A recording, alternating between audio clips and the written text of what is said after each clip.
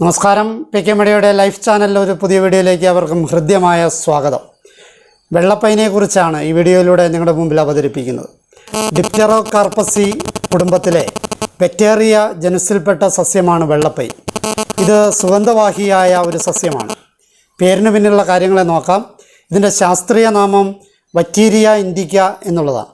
മലയാളത്തിൽ ഇതിനെ വെള്ളപ്പൈൻ, വെള്ളപ്പയിൽ, പയിൽ, പജിൽ, കുന്തിരിക്കപ്പൈൻ, പൈനി എന്നൊക്കെ ഇതിനെ അറിയപ്പെടാറുണ്ട്.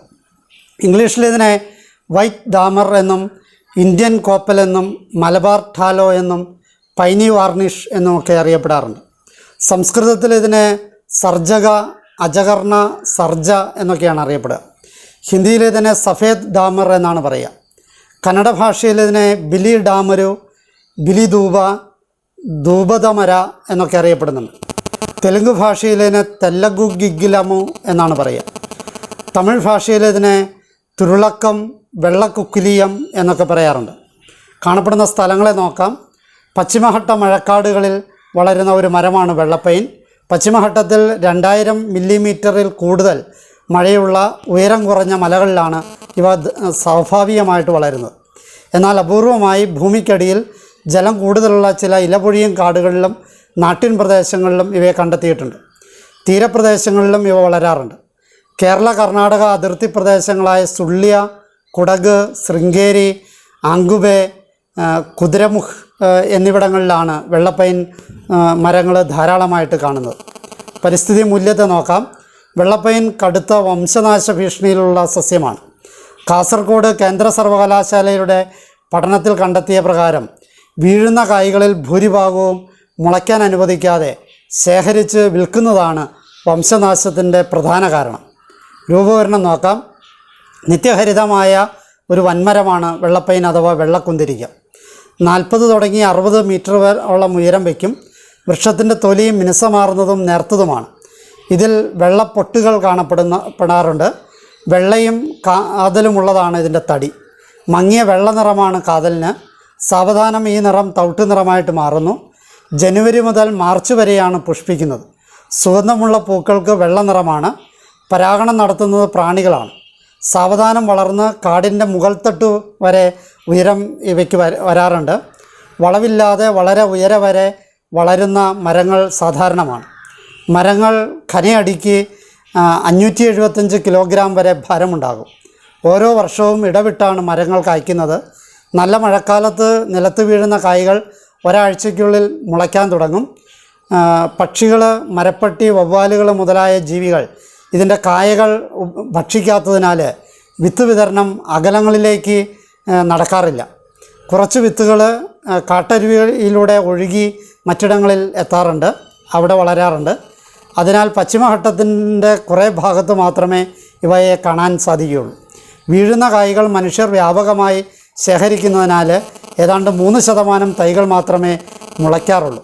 ദക്ഷിണ കർണാടകത്തിലെ ഒരു താലൂക്കിൽ നിന്ന് മാത്രം 820 ടൺ കായ്കളാണ് മഹാരാഷ്ട്രയിലേക്ക് കയറ്റി അയക്കുന്നത്.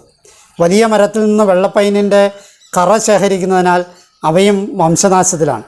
കായ്കൾ നോൺ ടിമ്പർ ഫോറസ്റ്റ് പ്രൊഡ്യൂസ് ഇനത്തിലാണ് പെടുത്തിയിട്ടുള്ളത്. ഇതിൻ്റെ ഇനങ്ങളെ നോക്കാം. ചോരപ്പൈൻ, അടയ്ക്കാപ്പൈൻ, ഉണ്ടപ്പൈൻ, കൽപ്പൈൻ എന്നിങ്ങനെ പൈനുകൾ ധാരാളമുണ്ട്. ഇതിൽ പൈനാണ് വെള്ളപ്പൈനായിട്ട് അറിയപ്പെടുന്നത്. ഇതിൻ്റെ കറ കുന്തിരിക്കം പോലുള്ള സുഗന്ധമുള്ളതാണ്. കുന്തിരിക്കം ബെർസിറേസി കുടുംബാംഗവും പൈൻ ഡിപ്റ്റെറോകാർപ്പസി കുടുംബാംഗവുമാണ്. പാലക്കാട് ജില്ലയിലെ മുത്തിക്കുളത്ത് വലിയ പൂവും ഇലയും കായുമുള്ള വലിയ വെള്ളപ്പൈൻ കാണാൻ പറ്റും. വെള്ളപ്പൈനേക്കാൾ വലിയ പൂവും ഇലയും കായുമാണ് ഇതിനുള്ളത്. ഇതിൻ്റെ ബാഹ്യതലങ്ങൾക്ക് ത്രികോണാകൃതിയാണ്, അത് ചെറുതുമാണ്. KFRIയിലെ അസിസ്റ്റൻ്റ് ബോട്ടണിസ്റ്റായ BL ഗുപ്ത ഇതിനെ പ്രത്യേക സ്പീഷീസായിട്ട് നിർണയിച്ചിട്ടുണ്ട്. അതിൻ്റെ പേര് വിറ്റേറിയ മക്രോകാർപ്പ എന്നുള്ളതാണ്.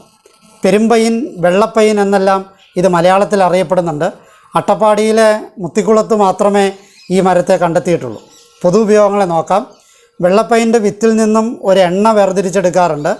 എണ്ണ പെയിൻറ് ഉൽപ്പാദനത്തിന് ഉപയോഗിക്കുന്നുണ്ട്. ഈ എണ്ണ ഭക്ഷ്യയോഗ്യവുമാണ്.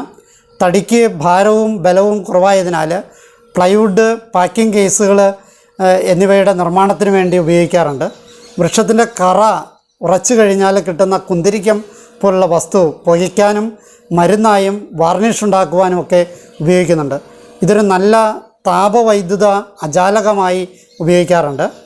കറ ശേഖരിക്കുവാനായി പലപ്പോഴും മരത്തിൻ്റെ ചുവട്ടിൽ തീയിടുന്ന പ്രാകൃതമായ രീതിയാണ് അവലംബിക്കാറുള്ളത്. അപ്പോൾ വെന്ത മരത്തിൽ നിന്നും കറ ഊറി വരുന്നു. തീ സഹിക്കാൻ പറ്റാത്ത സ്വഭാവമാണ് വെള്ളപ്പൈനുള്ളത്. ഇങ്ങനെ മുറിവേറ്റ മരങ്ങൾ നശിക്കാനിടയാകുന്നു. വനവാസികൾ ഉണ്ടപ്പൈൻ്റെ കറയെടുത്ത് മുളങ്കുറ്റിയിൽ തിരിയിട്ട് കത്തിക്കാറുണ്ട്.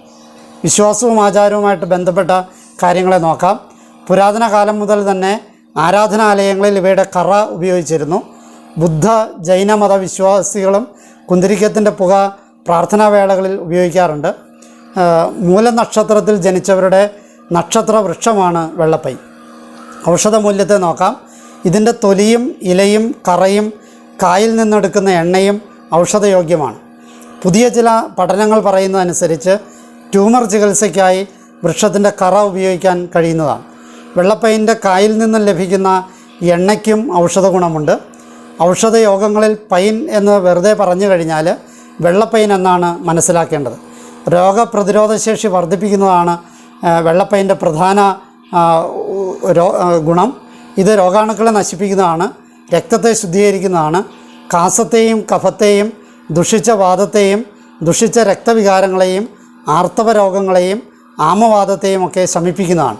ഇതിൻ്റെ കറ കൊണ്ട് നിർമ്മിക്കുന്ന എണ്ണയും നെയ്യും രക്തദോഷങ്ങളെ ശമിപ്പിക്കുന്ന ലേപനമാണ്. കഫദുഷ്ടിയിൽ ഇതിൻ്റെ പുക ശ്വസിക്കുന്നത് വളരെ നല്ലതാണ്. ഔഷധ പ്രയോഗത്തെ നോക്കാം. വെള്ളപ്പൈൻ്റെ തൊലിയും ചെത്തിവേരും ചെത്തിപ്പൂവും ചേർത്ത് കഷായം വെച്ച് കഴിച്ചാൽ ത്വക്ക് രോഗങ്ങൾ ശമിക്കും, കുഷ്ഠത്തിനും നല്ലതാണ്. കൃഷി വിവരങ്ങളെ നോക്കാം. വെള്ളപ്പൈൻ ചെറുപ്പത്തിൽ തണലിൽ മാത്രമേ വളരൂ. പിന്നീട് വളർന്നു കഴിഞ്ഞാൽ തണൽ വേണമെന്നില്ല. തീയിലും ഫ്രോസ്റ്റിൽ അതിശൈത്യത്തിലും നശിച്ചു പോകാനായിട്ട് സാധ്യതയുണ്ട്.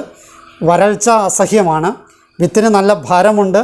സ്വാഭാവികമായി തന്നെ പുനരുൽപാദനം നടക്കാറുണ്ട്. അതിനാൽ തൈമരത്തിൻ്റെ ചുവട്ടിൽ തന്നെ ധാരാളം തൈകൾ കാണാൻ പറ്റും. നഴ്സറി തൈകൾ വേണമെങ്കിൽ ലഭിക്കും. വിളഞ്ഞ വിത്ത് മുളപ്പിച്ച് 3-4 ആഴ്ച വളർന്നു കഴിഞ്ഞാൽ തോട്ടത്തിലേക്ക് മാറ്റി നടാം. 95% വിത്തുകളും മുളയ്ക്കുന്നവയാണ്. ആദ്യത്തെ വേനൽക്കാലം കടന്നു കിട്ടിക്കഴിഞ്ഞാൽ വലിയ ദുഷ്കരമായ പ്രതിസന്ധി അതിജീവിക്കാൻ പറ്റും. അതീവ ഗുരുതരമായ വംശനാശ ഭീഷണി നേരിടുന്ന വൃക്ഷമാണിത്. ഇതിനെ നേരിടാനായി കർണാടകത്തിൽ 3 നഴ്സറികളിൽ വെള്ളപ്പൈൻ്റെ 2 തുടങ്ങി 3 ലക്ഷം വരെയുള്ള വിത്തുകൾ ഓരോ വർഷവും ഉണ്ടാക്കിയെടുക്കുന്നുണ്ട്. പലവിധം പ്രാണികളും ഈ മരത്തിന് ശല്യമാകാറുണ്ട്. ഇത്തരം 42 ഇനം പ്രാണികളെ വർഗത്തെ വേർതിരിച്ച് ശാസ്ത്രീയമായിട്ട് എടുത്തിട്ടുണ്ട്.